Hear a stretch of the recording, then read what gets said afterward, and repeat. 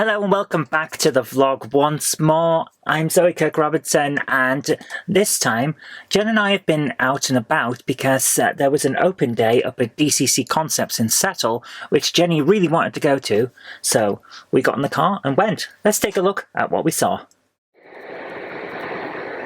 Hello there, welcome to the channel. It's great to see you and I hope we find you well. I'm Jenny Kirk, and as you can see, we're driving. We're not in the loft by any stretch of the imagination.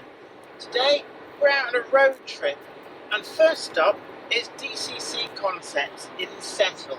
And they've got their open day today, so there's a lot of courses going on with things like teaching people weathering, also panel building, and soldering as well. Certainly, it doesn't have to be the voodoo black art.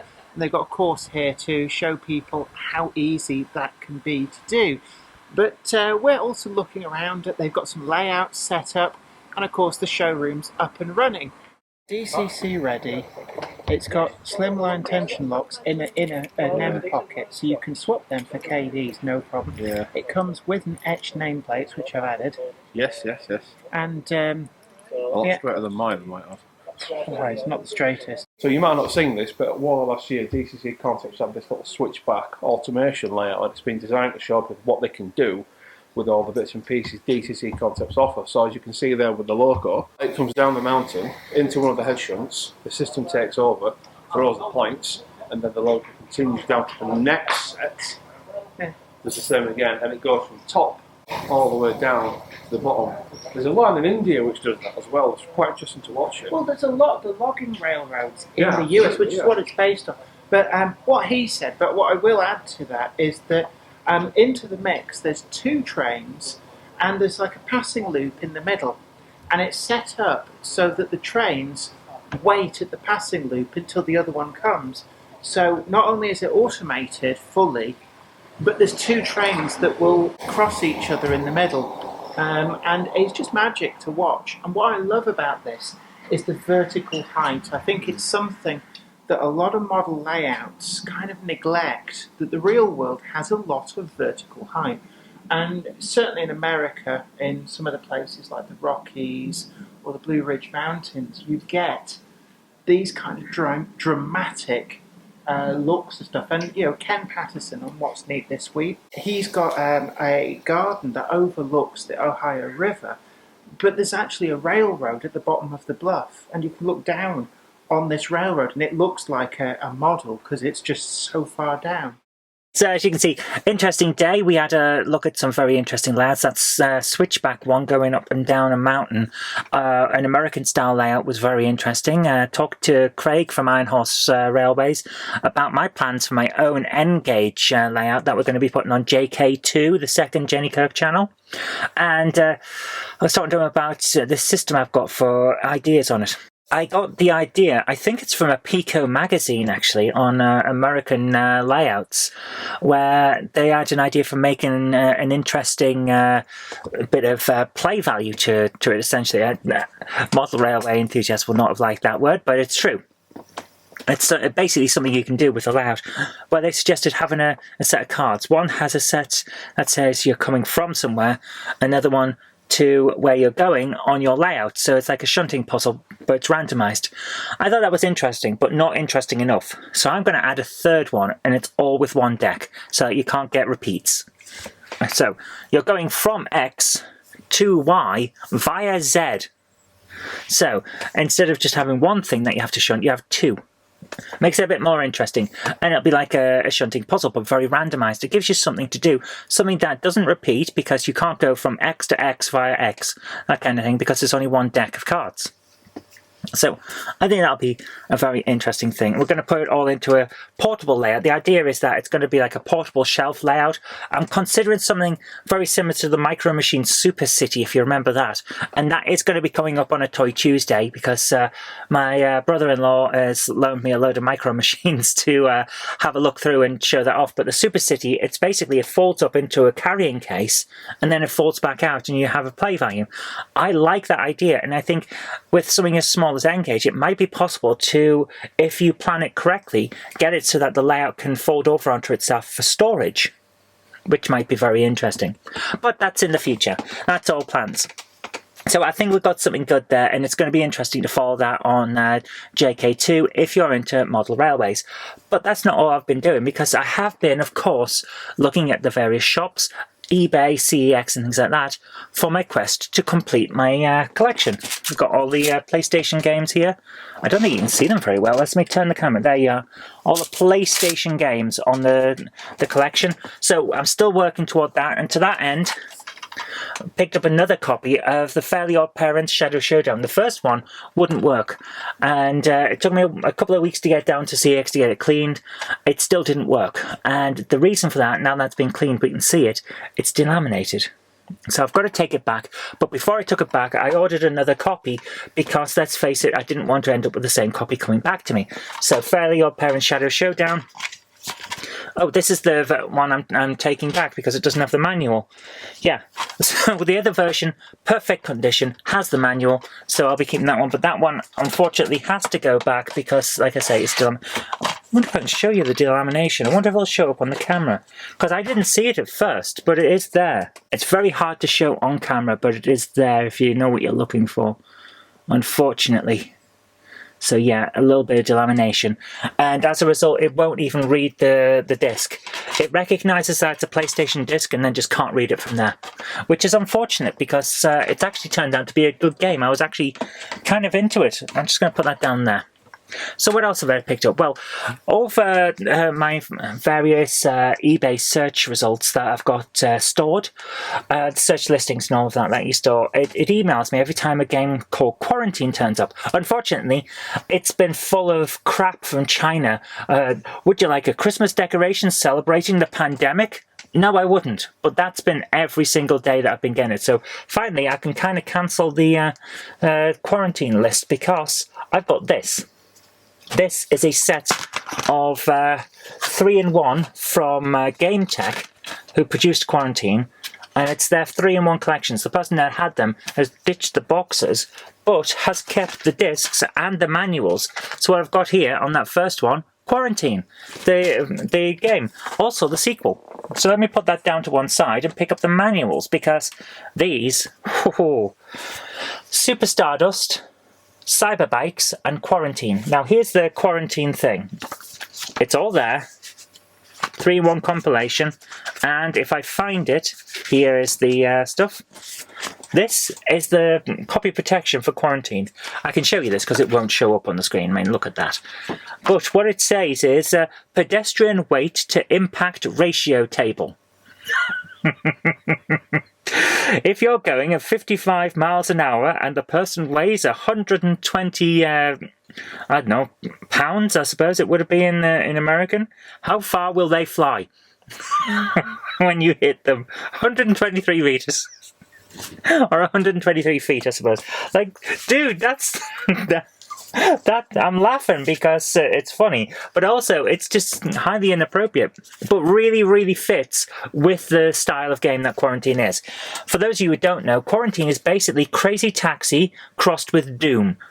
I am not kidding, it's that kind of game.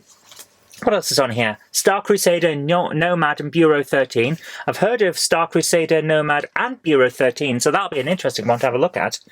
Then Road Warrior, which is Quarantine 2. Paws of Fury and Humans 3. Don't know Paws of Fury or Humans, but it'll be very interesting to see. It looks quite interesting though. It's got a very cartoony style to it, so that'll be interesting to have a look at. Then Hell, Hole-in-One and Starball. That sounds like quite a mix. And finally, Maximum Road Race, Millennia and Hellfire Zone, another interesting mix. So that was a really nice set to pick up. So I've got Quarantine and its sequel, plus a load of other games. Very, very happy. Still going to look for a boxed version, or at least an empty box. That would be interesting if, because sometimes they show up, like, no game, just box. We've lost the game, but we've got the box. Great, I've got the game. I'll buy the box. So that'd be interesting. Anyway, that was nice. But down at the local charity shops, I also found some fun stuff. A load of games came in recently, and mostly I've bought them. That's the problem with getting to this stage of the collection, where I'm trying to get the full set, and it's just getting hard. Because like I said to the person who asked me about it, because I'm always in there for games, she says, so how many have you got? And what ones are you still looking for? So I said, I've got almost 3,000 over various systems, which is true, because it's ridiculous. But the ones I'm still looking for, it's a couple of hundred still on the list. And the reason I can't find them is because no one else bought them either, which is pretty much true. But I also found some Xbox 360 games, so I was very happy with that. Because Lost Planet, now this isn't the original version, this is the Colonies edition, which is like the enhanced, expanded version on the Classics label. Very nice. Lost Planet 2, very, very nice to get that one. Then an interesting one, Darksiders. Now I believe this is the first one that Yahtzee reviewed as a demo on Zero Punctuation. Or either Darksiders or The Darkness. Either way, very interesting to get that one. And then Sniper Elite V2. Is it V2? Yeah, Sniper Elite V2. I know this mostly by reputation. I've never played it. But it's by Rebellion, who did the Judge Dredd, Dread vs. Death game, and I like that. They also did Aliens vs. Predator, the 99-2000 version, and also the Jaguar version, if I remember correctly. So, very interested to see how that goes, because I did like Aliens vs. Predator. Ooh, very nice. Still not the last, though, because while I was ordering that replacement for Fairly Odd Parents, I also saw that they had in CEX the Terminator and Master System unboxed for a couple of quid. So I picked this up. I have the Game Gear version. This is exactly the same game. And I bought it mostly for comparison because the Game Gear version is really, really difficult. And I wanted to see whether this was a Sonic 2 situation where the Game Gear version, because of its restricted screen, made it so much harder to play, or whether it was just a straight port. Turns out it's a straight port. This is incredibly tough to play. Now, I did get a fair way through the Game Gear version, but I still hardly ever got past the Tech Noir zone. Haven't got to that on this one. Clearly, I'm out of practice. I need to play this more. Really interesting game, though, but bloody hard. What else have I picked up? Star Trek Prodigy. I don't know whether I've mentioned this on a previous vlog, but Star Trek Prodigy on the Switch. I want to say it's an average kid-aimed platform game. And it kind of is, but, well, not platform. It's like puzzle platform. There is a bit of climbing about. It's a lot of puzzles. There's a lot of combat. The combat is generic. I really hate Dahl as a character. He's just so obnoxious, and I hate that. You know, that kind of cocky kid that doesn't know anything, but tries to act like they know everything so that they don't show up that they're just really, really insecure? I hate that kid. I hate that. And that's what Dahl is. That's his entire personality. There is nothing else to him, as far as I'm concerned. People say he gets better further on into the storyline, but this is set after the Series 1, and he's still a prick. So, yeah. Don't like him. Don't think I'd ever really want to watch Prodigy, but now can't because Paramount Plus have deleted it. Thanks for that, Paramount Plus. You've just created a Star Trek show that was bringing in new fans as kids to the franchise, the same way that all of the animated Star Wars stuff brought in fans, and then you deleted it so that they can't continue. So, well done there. You've done a great job ruining your own thing. I still can't believe they did that. Let's just destroy the future of the franchise for a tax break now. The Ferengi, with their history is nothing compared to short-term quarterly gains, that was meant to poke fun at them. That wasn't what you're supposed to do. Oh my goodness. But there you are. Speaking of franchises, though, Jen found me some great stuff. Doctor Who audiobooks. Why am I so crap at speaking? Doctor Who novelisation. So we got Doctor Who and the Loch Ness Monster. I don't remember that being a show, so it might just be one of those books, you know. But I don't know. Maybe it is. I don't think I've seen it. It's a Tom Baker one, the Loch Ness. I don't think that is from the show. I think that's like a rejected script or something. Doctor Who and the Mask of Mandragora. Remember that one? It was pretty good. Doctor Who and the 10th Planet, definitely remember that one. Pretty good. I actually like it. The end of the William Hartnell era is superb. And last but not least, Doctor Who Earthshock. Yeah, I definitely remember that one as well. Doctor Who and the Death of Adric. Yay! Oh dear. But guys, that's pretty much all I've got for you today. It's a busy time. I've created a new... before we go, I put together a new script and... put together the entire animation because people got me the voiceovers pretty quick, which is really nice. So yesterday I managed to put together the advert saying that we've changed the time of Question of Trek. We're moving from 9:30 p.m. on UK time to 4 p.m. UK time to make it more accessible for people, basically. And that's what we're hoping to stick with. So we created a cartoon to advertise that. And here it is.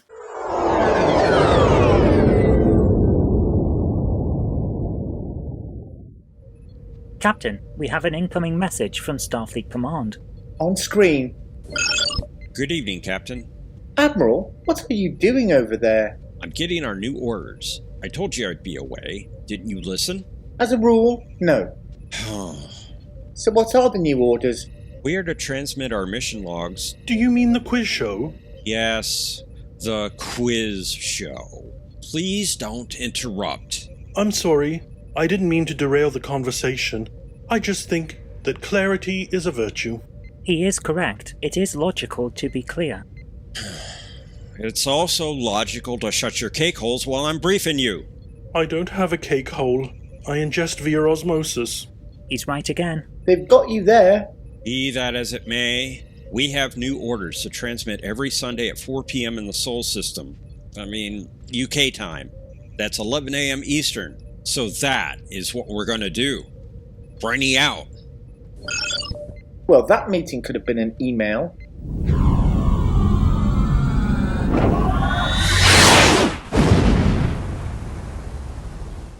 So there we go, guys. I hope you enjoyed that.